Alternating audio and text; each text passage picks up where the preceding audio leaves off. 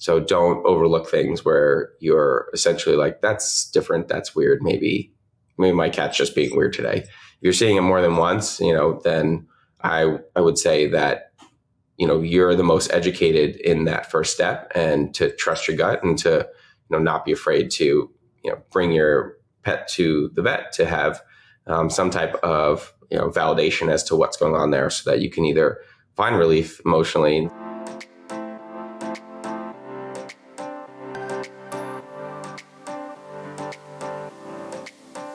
Welcome to the Pet Care Report podcast by Pet Summits. Here's your natural cat healthcare host, Dr. Megan Barrett. Welcome back to the show, everyone. Thanks for joining us once again. Our topic today is how regular vet visits can help spot health issues before it's too late. And allow me to introduce our special guest today, Dr. Zach Pilossoph. He is a nationally recognized fear-free integrated veterinarian. He works as a traveling independent per diem vet with veterinary hospital partners in multiple states. He became interested in pet health, wellness, and found more pet parents looking for alternative options to conventional practices. He began an intense dive into the research and innovations behind holistic health and anti-aging wellness for both humans and animals. Dr. Zach understood the benefit that integrative medicine could provide his patients and pets. So Dr. Zach created a platform where pet parents and open-minded vets could benefit from his specific areas of expertise, and created the company Naked Pet, a startup selling vegan hair and skincare products for pets and virtual pet telehealth services. So thanks so much, Dr. Zach, for joining us today. Yeah, great. Thanks for having me. I appreciate it, babe. All right, so we're just going to jump straight in.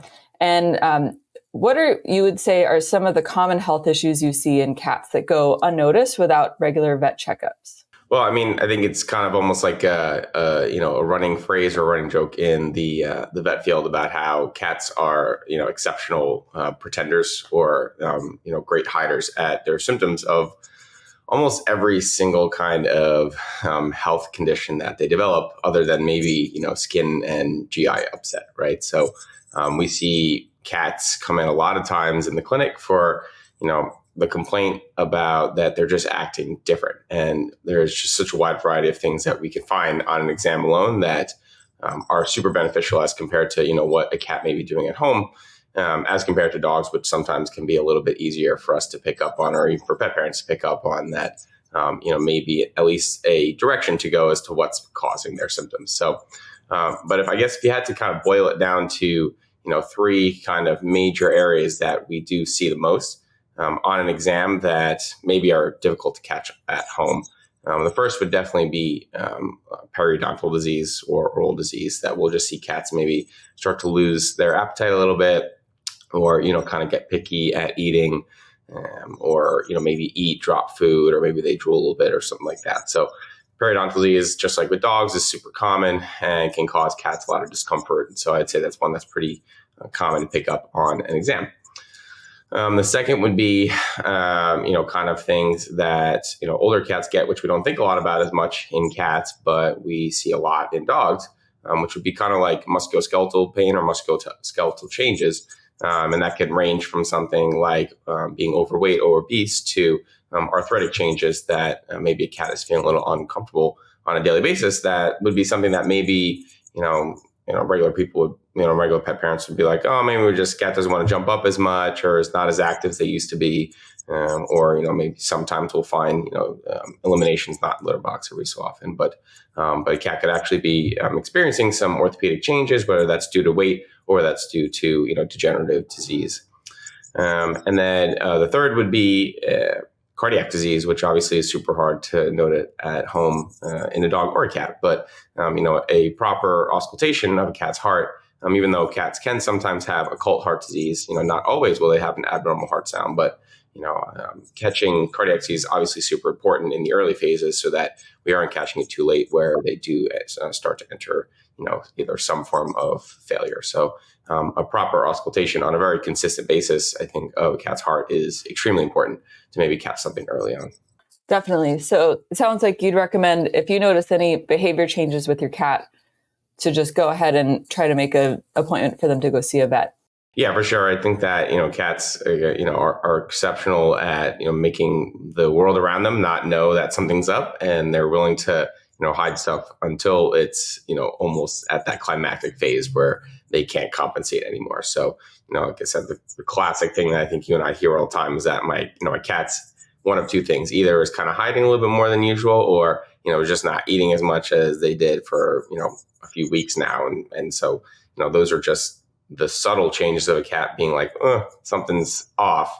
But I'm not right now going to tell you what exactly it is. And definitely, like you mentioned, the litter box changes or peeing outside of the box. And then also differences with their movement if they're not doing the same movements that they were able to do before. Yeah, for sure. For sure.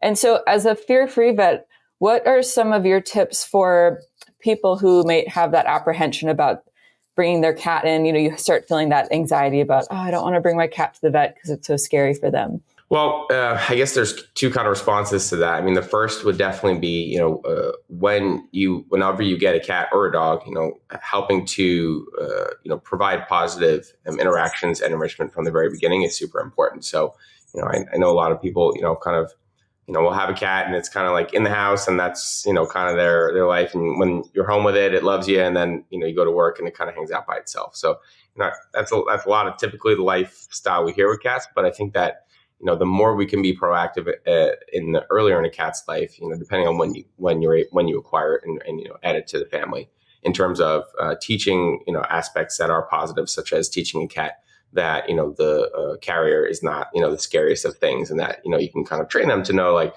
and there's, there's videos online, and there's, kind of things that, people have made, blogs, et cetera, to help teach these kind of things. But, but essentially to teach, like, for example, a carrier is not a scary thing, or to, kind of bring your cat on drives in the carrier, every so often, once or twice on a weekend, every single time you're hanging out with them. If you're off a day, you can kind of help teach them that, the carrier rides and stuff like that isn't the scariest thing. And then, in addition to that, like I said, like having, finding things that your cat enjoys and, trying to provide as much as you can if you do need to bring them to the vet, so if they do have, like a favorite toy or a favorite, mat, or I don't know, things, cats kind of cling on to certain things every now and then that make them happy. Those are things that you can potentially also, if they do need to go into the vet, kind of bring that with them as almost like this, token of security. So there's things you can do. There's also, other kind of alternative measures. There's pheromone therapy that, we kind of use a good amount. Sometimes, there's different aromatherapies you can use. There's different supplements that can help to provide a calming environment before they're going to a vet visit.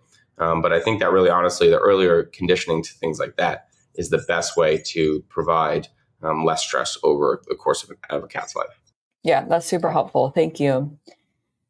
So how can regular checkups impact a cat's mental well-being and not just their physical health? Well, I guess that's, it's kind of also ties into kind of what we just mentioned, because I think that, providing multiple exposures to a cat to something, not just when they're sick, not just when they're stressed, not just when their, cortisol levels are kind of up, is a way to allow them the ability to almost become exposed to an environment when they're in a neutral environment or a neutral state internally. So, so outside of, the cat's first rabies vaccine, which is, like often the first time we'll see them, and then sometimes is the last time you'll see them till they get sick, maybe 6 to 7 years down the road, not allowing them that exposure, both, and that includes, 4 to 5 of the senses, that they are, using on a daily basis, but not allowing them the ability to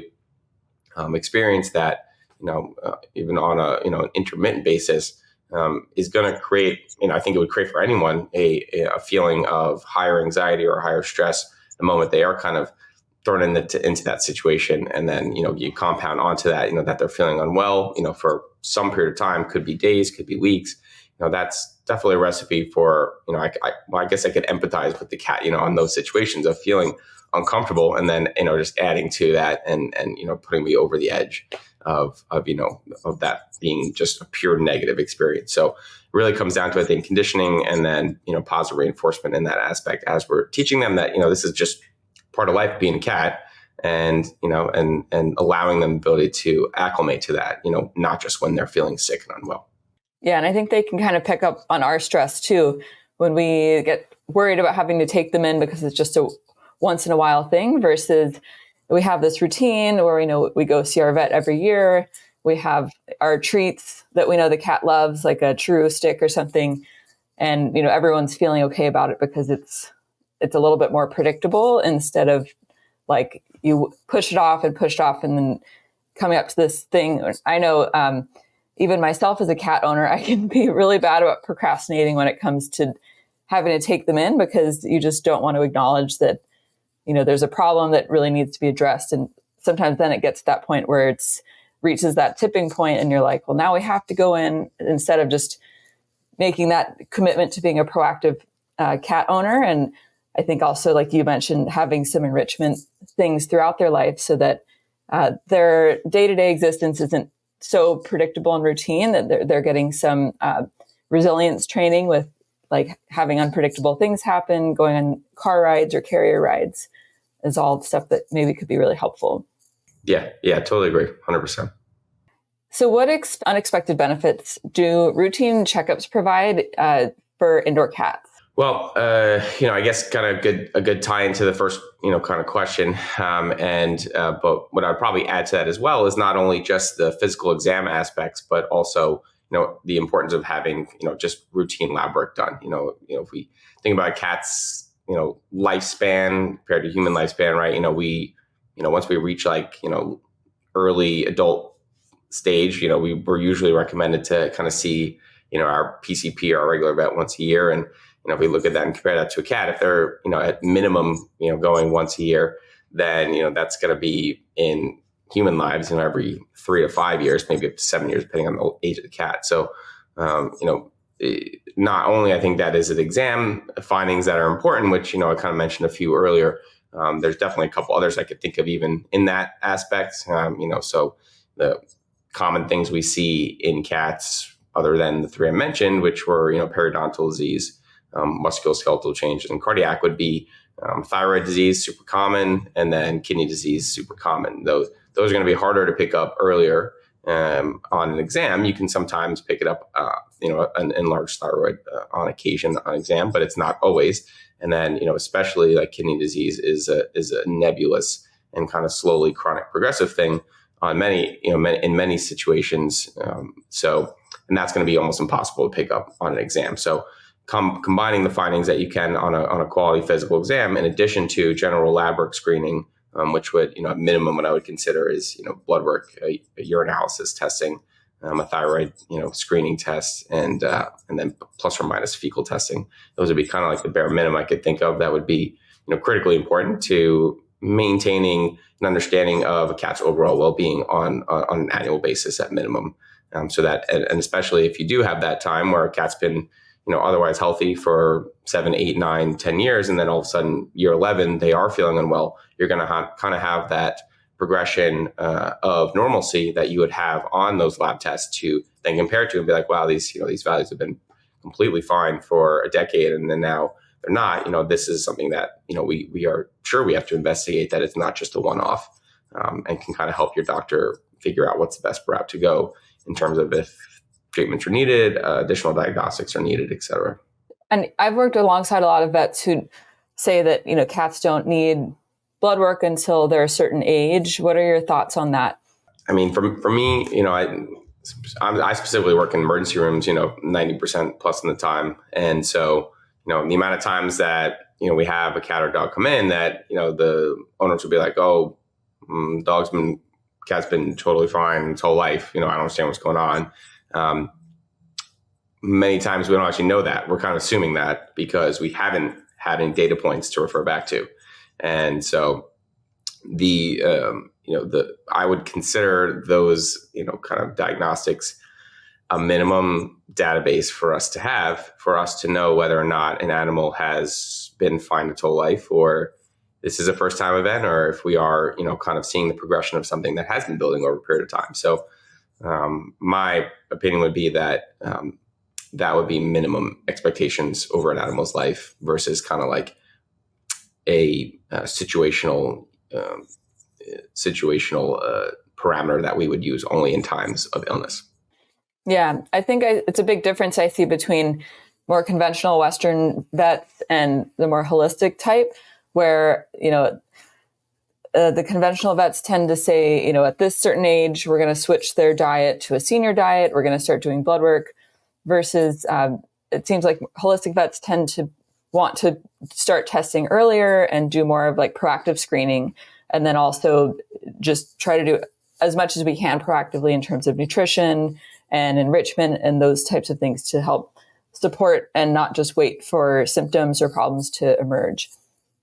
Yeah, I think the word, proactive is really the word that is going to set everyone up for not only being able to address an animal in times of illness, but also kind of maximize their times of wellness for sure.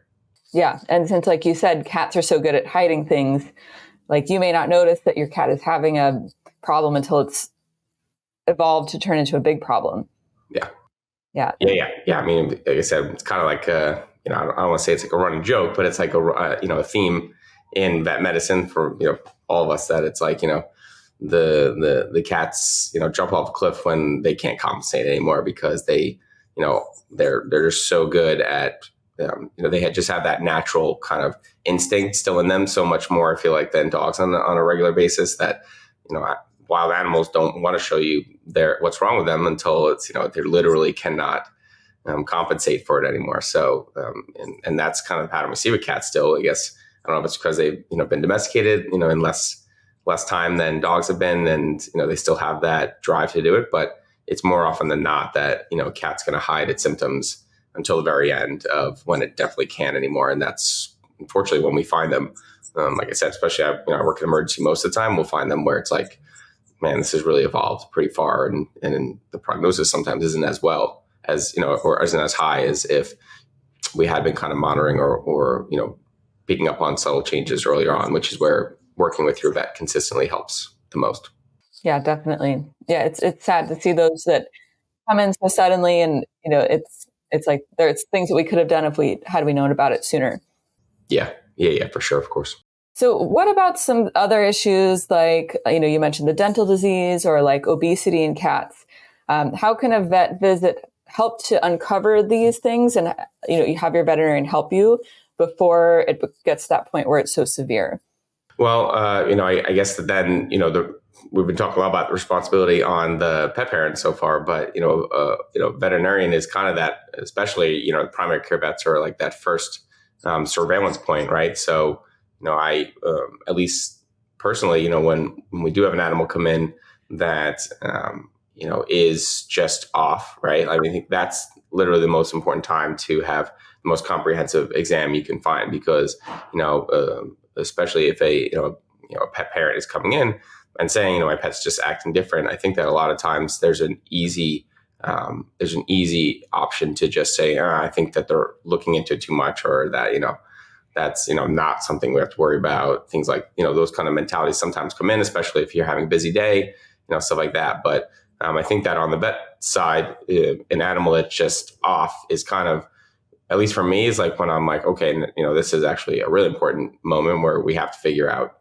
is there a subtle change that this animal is trying to tell us? Or, are we not finding anything, and either we're going to monitor or we do, kind of do some screening, diagnostics. In terms of, in terms of a pet parent and in that situation, I think it's also important to be your pet's advocate in that situation and be like, hey, this is definitely different from the norm. And, obviously, go in it with a positive collaborative mindset, instead of, an antagonistic one, but to work with your vet but also make sure that your differences or your observations are being heard, and that you have that moment to share that with your vet and to be like, hey, like I've lived with this animal my whole life. I know that this is not their normal. Like if we're not finding something on exam, what can we do to maybe rule out every possible cause? So I think that that's kind of, the route I would go, both, from the vet side and the pet parent side, because, like I said, that's the first point of surveillance that is going to help dictate which route we go in terms of making sure that, maybe his pet's just doing something different now, or, the other equal option where there is something going on that we need to catch it sooner rather than later. Yeah, definitely. And I'm just curious, what are your thoughts on pet insurance, since you're working in emergency rooms and, sometimes when a pet's coming into that situation, the bill might be more costly to, do that full minimum database you mentioned. And I get that question a lot from pet owners of, should I get insurance? Should I not? And how would you recommend that people might approach that? Well, the costs of care for pets is going up just like with humans, unfortunately. So I would say it's a rare day that I don't hand a pet parent a 4-figure estimate on a regular basis, daily basis. So the cost that I'm seeing pretty much right now would, in my opinion, highly support the idea of getting pet insurance for pets nowadays, and starting off when they're younger, because same with humans, pre-existing conditions make it harder and or more expensive to insure an animal. So with that, and within that conversation, of course, there's definitely better companies than others. So there's a few references online that I know will help kind of guide pet parents into looking into the ones that are going to be the most fortuitous for their pet. And some people have, plans that are, consistent or offered at their work as well. So, my mom works at Costco, so I know that they have a partnership with one, et cetera, that she gets discounts on. But regardless of the route you go, I think that unfortunately, at least like an accidental plan for pet insurance is going to be critically important to helping in those times where you least expect it. Because, like I said, I work in 5-6 states at the moment, and doesn't matter what demographic I'm working in, that the cost is still going to reach pretty high numbers on the days that you kind of weren't expecting. So yeah, and I think if you don't have pet insurance, then it's good to just be prepared, because sometimes routine care can be costly over time, and then emergency care can be costly. So just having some type of plan for that, whether you have a savings account for your pet or, a credit card that has credit available for your pet, just so that in these times of, okay, they need to go in for their annual checkup, and it could be, $500 or so for that annual blood work and everything. I think that can help with the pet owner side of the stress, is just being financially prepared, whether that's through having that type of insurance in place, or just having your financial aspect of pet ownership be prepared in advance, so that these things aren't as stressful and difficult for us too. Yeah. And, the jump off from that as well is that, there's, I guess, 2 elements. The first is that, pets nowadays are more than just, a living thing we keep in the house.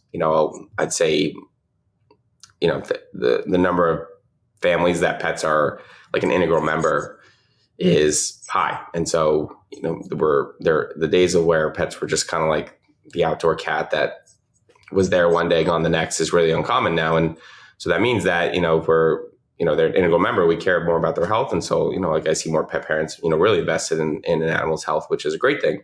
But at the same time, pets are basically like our kids now for, majority of people, and kids get sick and pets get sick. And so, with caring more, unfortunately, that does mean that there's going to be a financial investment that does come into it. So, really preparing for that, I guess, mentally before getting a pet sometimes is also important, because I do see, again, a lot of young animals that come in sick. People weren't ready for it.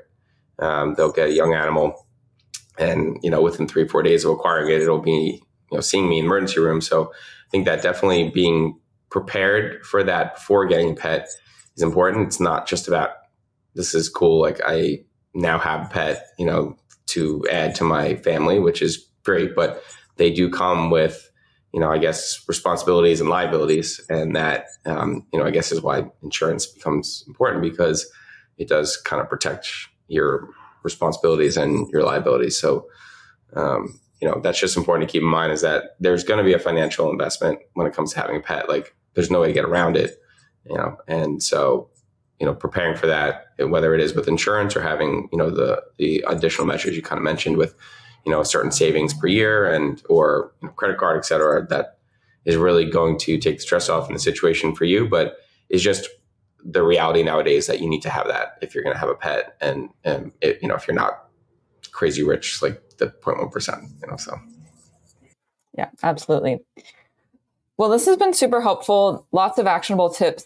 Do you have one final tip that you should have our cat owner listeners go out and implement with this right away based on our conversation? I think that the best tip would be kind of to trust your gut, because, as we kind of started with in the beginning of this, the most common thing I hear with cats, if they're not, scratching or vomiting or diarrhea, right, is that my cat's doing really subtle things that are different. And so, whether that's hiding or just eating a little bit less, or, sniffing the food bowl and walking away and coming back later, which never did that. Like, those subtle changes are sometimes all you need to know that a cat is feeling different. And so I would definitely say, with, cats being so much more of an integral member, part of the family, you're, as the pet parent, are going to know your cat best. And so don't overlook things where you're essentially like, that's different, that's weird. Maybe my cat's just being weird today. If you're seeing it more than once, then I would say that, you're the most educated in that first step, and to trust your gut, and to, not be afraid to, bring your pet to the vet to have some type of, validation as to what's going on there, so that you can either find relief emotionally and say, oh, my cat is just being weird today, I have a vet that looked at it, or that, you were, critically important to catching something that may have gone on for longer and could have resulted in a worse outcome. So definitely trust your gut with cats. You guys are, as pet parents, the ones that know them best. And so, and the vets, I think that we, more vets than less trust that, and would go with that, to know that we believe you and we want to help. Yeah, what a great thing to end on. So thanks again, Dr. Zach, for your time. Where can our audience learn more from you? Do you have a website or social media to mention? Yeah. So my, kind of little holistic integrative medicine project is called Naked Pet, like you mentioned in the beginning. So we have a few aspects of that, and you can find that at nakedpet.com, spelled with a Y. So NAYKED pet.com. We have a variety of kind of different holistic integrated medicine options, from topical products, which we make, which are, kind of 100% vegan, holistic, all natural. And we have a telehealth consultation service, which we kind of do individual specific second, third opinion consults. And then we have some partnerships with some other figures that, I've kind of vetted and believe have the same kind of morals and principles as us. So best way to find me is through nakedpet.com. All right. Thanks so much. That's fantastic. And thank you again for your time. This has been a really helpful conversation that I know lots of people will find very valuable. Yeah, for sure. And appreciate having me on, and totally agree. I think it was a great conversation for people to kind of listen in and learn a lot. So, yeah. Awesome. Well, anyone listening, don't forget to follow, subscribe, and leave reviews if you found this interview interesting. This can help us to reach more pet owners who might also benefit from this information.